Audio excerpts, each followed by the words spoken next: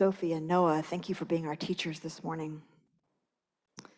Sophie, you spoke of Nadav and Avihu, those tragic brothers whose deaths have troubled commentators, ancient and modern. You reject the idea that they were punished for something they did wrong, embracing instead the notion that they represent the overwhelming longing, not unique to them, a longing to draw near to God, to enter God's world so completely that one dissolves, disappears into God's presence. You bring Or HaChaim to make this point. Quote, they approached the supernal light out of their great love of the holy. Thus they died by a divine kiss. Although they sensed their own demise, this did not prevent them from drawing near to God in attachment and delight and delectability and fellowship and love and kissing and sweetness. Or HaChaim's description seems to say that when a person turns toward God, the feeling is pleasurable, joyful, love-filled, ecstatic even. This idea that being in God's realm is attractive, is something that people seek and long for, is all throughout Jewish texts. In fact, a verse about this, Psalm 27, is sung during the month of Elul every day, leading into Rosh Hashanah. One thing only do I ask from Adonai, to sit in the house of God all the days of my life and gaze upon the beauty of the eternal. This week's parashah inaugurates the sacrificial system. The word for sacrifice is korban, which means drawing near. Noah, you raised the question about why and whether animal sacrifice is necessary to draw near to God, bringing us Exodus Rabbah and Abraham Joshua Heschel to make the case that prayer is a good substitute for killing animals, both because it enables us to draw near to God and because it calls upon us to offer a different kind of sacrifice, to sacrifice our narrowness, our selfishness, our greed, to remember to serve what is greater than us. This evolution from animal sacrifice into prayer is often imagined as happening overnight when the temple was destroyed by the Romans in 70 CE and animal sacrifice was no longer possible. But the truth is that the change took place over centuries, as synagogues were established while the temple was still standing, and prayer gradually became an accepted and even preferable means to worship God. I often wonder whether we are in another such period. As in this century, more and more Jews say that prayer is not their thing. More and more Jews question the descriptions of God that we have in our prayer book. More and more Jews opt out of praying. I absolutely love to pray, but I didn't always. When I was younger, I felt that prayer services were a waste of time. I did not understand the point of this. It felt to me that people were saying or singing words in a book without really contemplating whether or not they believed them. And if pressed, most of them probably didn't believe it. They would stand when they were told to stand, and they would sit when they were told to sit, and it seemed like they were doing it because they thought they should, because it might magically make them into better people. But they didn't really seem to feel much or experience much or even believe much that it was actually changing them. So I left the synagogue after my bat mitzvah for 10 years. But then in my 20s, I started to feel this pull. I started to want to get close to God. Maybe it was the kind of pull that Nadav and Avihu felt. I didn't really even know if I believed in God, but I felt like there was something going on, something subtle, something beneath the surface of ordinary life, something that I needed to explore. I had had a few experiences as a child. Maybe you have had feelings like this, where I might feel a fluttery feeling in my stomach or in my chest, or a feeling of breathless wonder, or a tingly feeling, or a feeling of my heart aching in a sweet way, aching open. I wanted to understand that dimension of living more. And so I started in my 20s meditating every day, to focus in on the feeling of being alive, whatever it felt like. And then after a few years of that, I decided to give synagogue prayer another chance. And that time, it was totally different from when I was a kid. It made me feel alive. It moved me. I approached it differently. Instead of showing up and expecting something to just happen to me, I was actively turning my heart toward God and using the words and the music and the prayers to facilitate something that was happening inside of me, something that I was doing. The words are only vehicles or vessels. They're all metaphors anyway. They're like clothing draped over feeling. What's supposed to be happening is an inner turning, a directing of the heart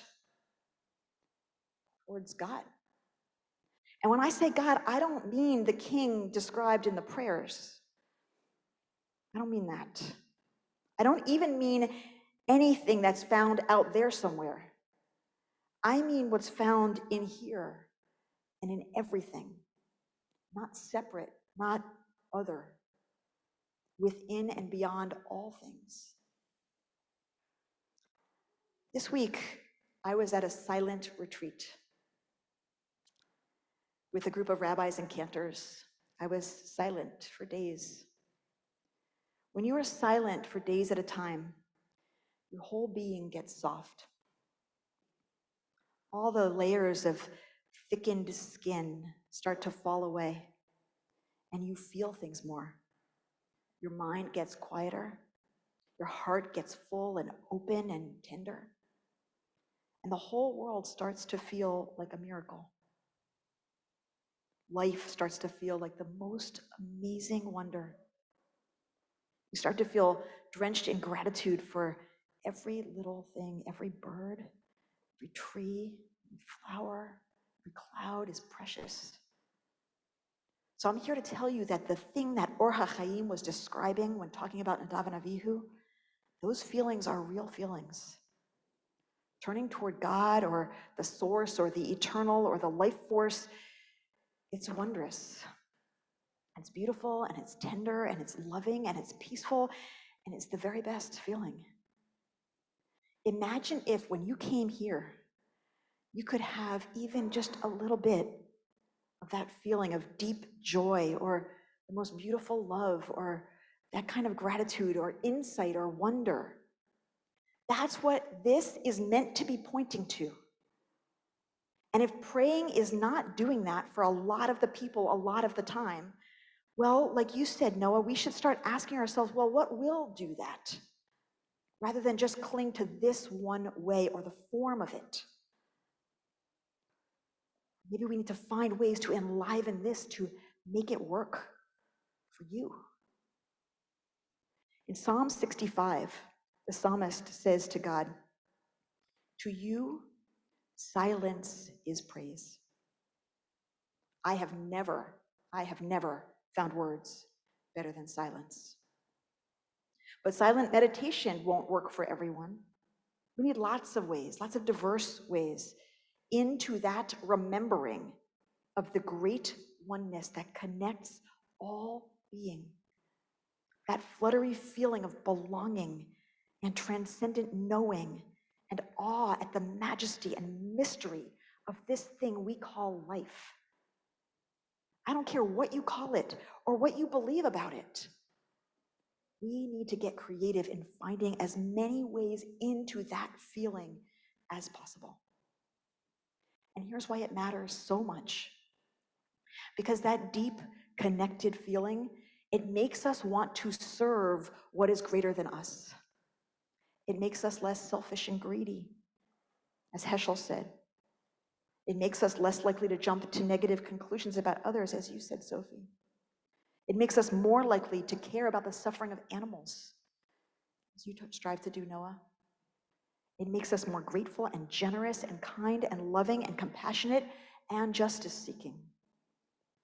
Not if we just have the feeling once or twice, but if we make a practice of tapping into what's actually true about the world, that we are part of something greater.